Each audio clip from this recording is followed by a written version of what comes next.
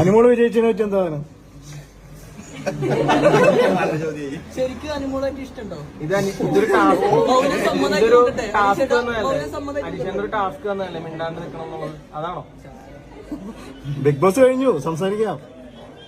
ഈ ഒരു വീഡിയോയുടെ അടിയിൽ വന്ന കമന്റുകൾ ഉണ്ടല്ലോ, ഭയങ്കര കമന്റോളികൾ തന്നെയാണ് കേട്ടോ. നിങ്ങൾ ഇയാൾക്ക് അഹങ്കാരമാണ്, ഇയാളുടെ വായൽ എന്തോ തിരികെ വെച്ചിരിക്കുകയാണോ, എന്തൊക്കെ ഡയലോഗുകളാ. നിങ്ങൾ ബിഗ് ബോസിനകത്ത് കണ്ട ആ ഒരു മനുഷ്യനുണ്ടല്ലോ, ആ ഒരു മനുഷ്യന്റെ തുടക്ക കാലഘട്ടം ഒന്ന് നോക്കി നോക്ക്. ബിഗ് ബോസിനകത്ത് തുടക്കത്തില് ആള് വല്ലാണ്ട് ആളോട് സംസാരിച്ചിട്ടില്ല. പതുക്കെ പതുക്കെയാണ് എല്ലാവരുമായിട്ടൊരു സംസാരത്തിലേക്ക് വരുന്നത്. അതായത് അയാൾ ഒരു ഇൻട്രോവേർട്ട് ആണെന്ന് കൃത്യമായി പറഞ്ഞിട്ടുണ്ട്. ഈ ജനങ്ങളുടെ ഇടയിലേക്ക് ഇറങ്ങി പ്രവർത്തിച്ചിട്ടുള്ള ഒരു പരിചയമില്ലാത്ത ഒരു പരിപാടിയാണ് ഇപ്പൊ നിങ്ങൾ ചെയ്യുന്നത്. ഒരു 100-150 ക്യാമറയും പിടിച്ച് മൈക്കും പിടിച്ചാണ് ചെന്നിട്ട് ഒരു നാട്ടുമ്പുറത്തുകാരനായ മനുഷ്യനാണ് അയാൾ. ഇത്രയും നാൾ ഇങ്ങനെയുള്ള ഒരു സംഭവം ഒരിക്കലും അഭിമുഖീകരിച്ചിട്ടുണ്ടാവില്ല. അത്തരം ഒരാളുടെ അടുത്തേക്ക് ക്യാമറ കുത്തിപ്പോ എന്നിട്ട് ചോദിക്കണ ചോദ്യമാണ് അനുമോളുമായിട്ടുള്ള ആ ഒരു ഇത് ഇപ്പോഴും ഉണ്ടോ? എടാ, അതൊക്കെ മുന്നേ പറഞ്ഞു തീർത്തതല്ലേ. ഇനി അതൊന്നും കൂടാതെ തന്നെ ബിഗ് ബോസ് അവരുടെ ഒരു പരിപാടി ഉണ്ടല്ലോ, ഒരു ഇന്റർവ്യൂ. ആ ഇന്റർവ്യൂവിൽ കൃത്യമായി പറഞ്ഞിട്ടുണ്ട്, ഞാൻ ആ വീഡിയോയിൽ കാണിച്ചു തരാൻ കേട്ടോ. അനുമോളുമായിട്ടുള്ള ഇത് കഴിഞ്ഞ മൗനവ്രതമാണോ? ബിഗ് ലൂസ് അവസാനിച്ച് ഇനിയെങ്കിലും മിണ്ടിക്കോ? എന്ത് വാടേ ഇത്? സാധാരണക്കാരായ ആളുകൾ ഇങ്ങനെയൊക്കെ തന്നെയാണെന്നുള്ളതാണ്.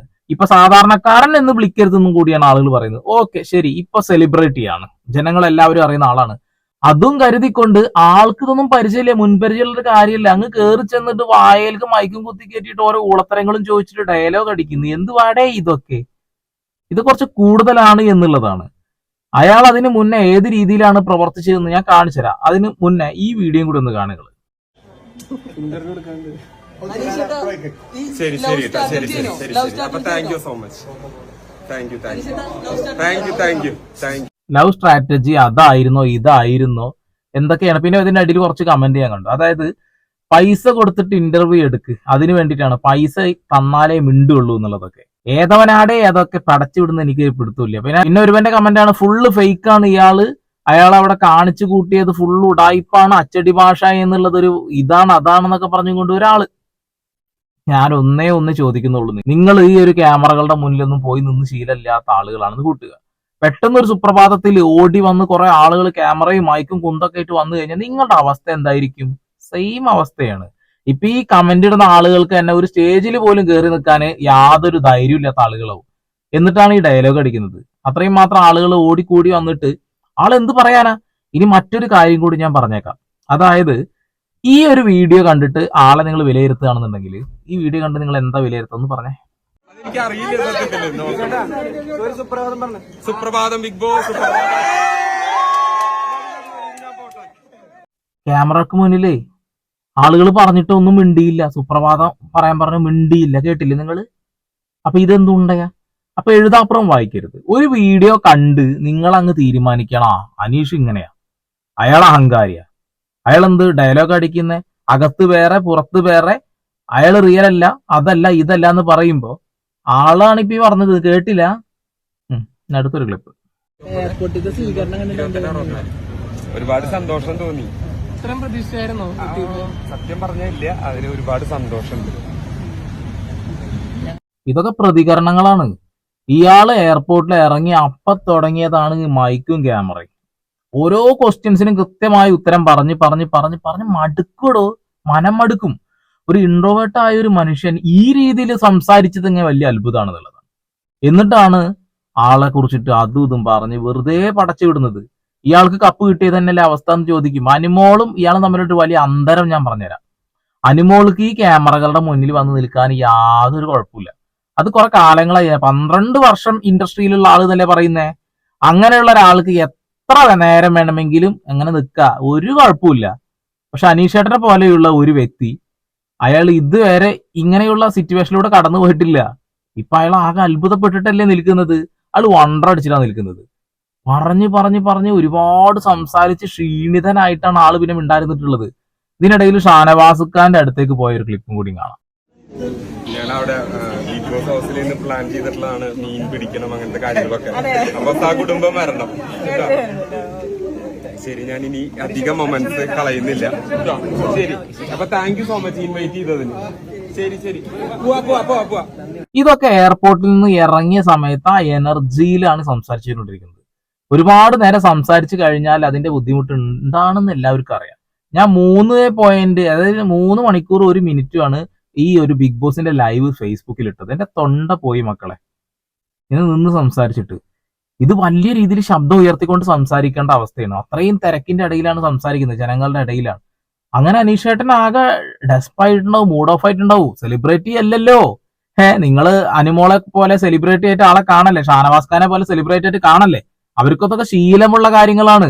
ആളവിടെ വന്നു നിന്നു, പറയാനുള്ളതൊക്കെ പറഞ്ഞു കഴിഞ്ഞതാ. പിന്നെയും വടിയും കുന്തായിട്ട് ചെന്നിട്ട് എന്തിനാ ഉപദ്രവിക്കുന്നേ, എന്നിട്ട് ആൾ അഹങ്കാരിയാണെന്നുള്ളൊരു പട്ടം കൂടി ചാർത്തി കൊടുത്താൽ നിങ്ങൾക്ക് സമാധാനാവുമല്ലോ അല്ലെ.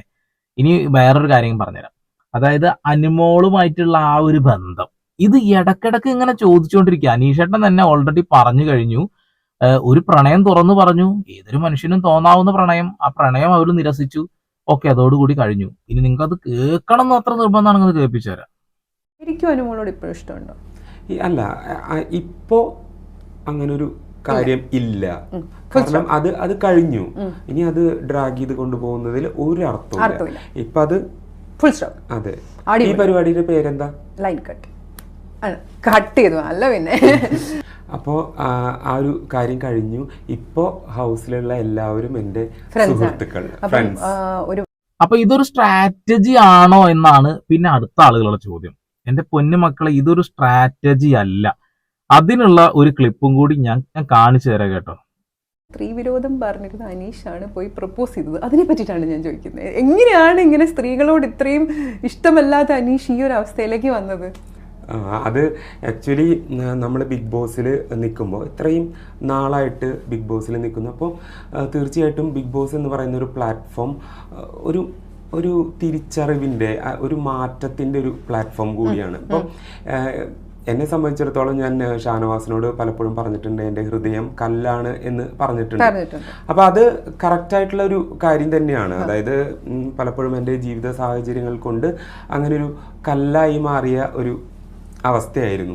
അപ്പൊ അത് കഴിഞ്ഞ് ഒരു സൗഹൃദം, ഷാനവാസായിട്ടുള്ള ഒരു ഫ്രണ്ട്ഷിപ്പ് വരുന്നു. അപ്പം കുറച്ചും കൂടെ ഒരു മെൽറ്റായി. എനിക്ക് തോന്നുന്നു, ഞാൻ തന്നെ മെൽറ്റായി തോന്നുന്നു. എനിക്ക് ഞാനൊരു കോളേജ് ലൈഫിലേക്ക് തിരിച്ചു പോയിട്ടുള്ള ഒരു അവസ്ഥയായിരുന്നു. നമ്മള് ആ ചൂണ്ടിക്കാണിച്ച വിഷയം തന്നെ ആളും പറഞ്ഞിട്ടുള്ളത്. അതായത് നമ്മുടെ നിഗമനം കറക്റ്റ് ആയിരുന്നു എന്നുള്ളതാണ്. അയാളൊരു കോളേജ് ലൈഫിലേക്ക് തിരിച്ചു പോയി. അത് തന്നെയല്ലേ ഇവിടെ സംഭവിച്ചത്. അനുമോൾ അങ്ങനെ പ്രണയത്തിന്റെ പല സൂചനകളും കാണിക്കുമ്പോൾ, ആ ഒരു ഷാനവാസ് ഖാന്റെ ആ ഒരു പെർഫോമൻസും കൂടി കാണുമ്പോൾ ഇദ്ദേഹത്തിന് അതൊരു പഴയ ലൈഫിലേക്ക് തിരിച്ചു കൊണ്ടുപോയി, ചെറുപ്പത്തിലേക്ക് കൊണ്ടുപോയി എന്നുള്ളതാണ്. അതാണ് പ്രണയത്തിന്റെ ഒരു പവർ എന്നുള്ളതാണ്. ഓക്കെ, തുടർന്ന് കാണാം, അല്ലെ കേൾക്കാം. നമ്മൾ അങ്ങനെ പോകെ എനിക്ക് അങ്ങനെ ഒരു ഫീലിംഗ് തോന്നി. അപ്പൊ എനിക്കും കുറച്ച് ഇന്ററാക്ട് ചെയ്തപ്പം അലിഞ്ഞു. അതെ, അലിഞ്ഞു എന്നതിനേക്കാൾ ഉപരി എനിക്ക് അങ്ങനെ ഒരു ഫീലിംഗ് തോന്നി തിരിച്ച്. അതെ. അപ്പോ അനീഷ് പോയിട്ട് അനുവിനെ പ്രപ്പോസ് ചെയ്യുമ്പോൾ യു ആർ കംപ്ലീറ്റ്ലി ജെന്യുവിൻ അല്ലേ? മനസ്സറിഞ്ഞ, അല്ലാതെ സ്ട്രാറ്റജി ഒന്നും അല്ലല്ലോ, തീർച്ചയായിട്ടും പ്ലാനും അല്ല. അപ്പൊ അനീഷിന് എന്തുത്തരാ തിരിച്ച് പ്രതീക്ഷിച്ചേ? ഞാൻ പറഞ്ഞല്ലോ, അതൊരു ജെന്യുവിൻ ആയിട്ടുള്ള ഒരു പറച്ചിലായിരുന്നു, അല്ലെങ്കിൽ ചോദിക്കലായിരുന്നു. ഓക്കെ, ഞാനൊരു യെസ് കേൾക്കണം എന്ന് വിചാരിച്ചിട്ട് തന്നെയാണ്, യെസ് കേൾക്കും എന്ന് വിചാരിച്ചിട്ട് തന്നെയാണ് പറഞ്ഞത്. അതിലൊരു കുഴപ്പം എന്താണെന്ന് വെച്ചാല്, അനുമോള് ജസ്റ്റ് ഡ്രാമയായിരുന്നു, അല്ലെങ്കിൽ അവിടെ ഒരു തമാശയായിരുന്നു എന്നുള്ളതാണ്. വെറുതെ ആളെ ഒന്ന് കയറാക്കിയത്. പക്ഷെ ആളുടെ ലൈഫിൽ അയാൾ എന്തൊക്കെ ചിന്തിച്ചു കൂട്ടി എന്നാലോചിച്ചൊക്കെ നമ്മളൊക്കെ പറഞ്ഞ അതേ കാര്യത്തിലേക്ക് അയാൾ പോയിട്ടുണ്ടായിരുന്നു.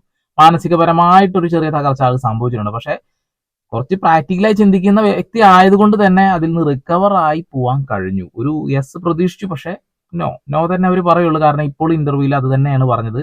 വീട്ടിലേക്ക് പെണ്ണ് ചോദിച്ചു വന്നാൽ പോലും നോ എന്നേ പറയുള്ളൂ. എനിക്കൊരു കാഴ്ചപ്പാടുണ്ട് എന്നൊരു കാര്യം പറയുന്നു. എനിക്ക് വേണ്ട എന്താണ്, നല്ല ഒരു മനുഷ്യനെ കിട്ടണം എന്നൊക്കെ പറഞ്ഞു. അതിന്റെ ഒക്കെ അർത്ഥം എന്താണെന്ന് വെച്ചാൽ അനീഷേട്ടൻ എന്താക്കിയിട്ടാണ് കണ്ടിട്ടുള്ളത്. തുടർന്ന് കേൾക്കാം. ഒന്ന് ചോദിക്കട്ടെ, ഇപ്പം നമ്മൾ റിയൽ ലൈഫിൽ പോയിട്ട് ഒരാളോട് അങ്ങോട്ട് പ്രപ്പോസ് ചെയ്യണമെങ്കിൽ ഈ പറഞ്ഞ യെസ് കേൾക്കുന്ന ഉറപ്പുണ്ടാവുന്ന മൊമെന്റിൽ തന്നെയാണല്ലോ നമ്മൾ പോയി പ്രപ്പോസ് ചെയ്യുക, അല്ലെങ്കിൽ നമ്മൾ ആരും ചെയ്യില്ല. അപ്പം അങ്ങനെ ഒരു വൈബ് അനീഷിന് കിട്ടിയിരുന്നു? കിട്ടിയിരുന്നു. അതാ പറഞ്ഞ, എനിക്ക് ഫീൽ ചെയ്തിരുന്നു. നോ പറഞ്ഞപ്പോൾ എന്ത് തോന്നി? വിഷമം തോന്നി?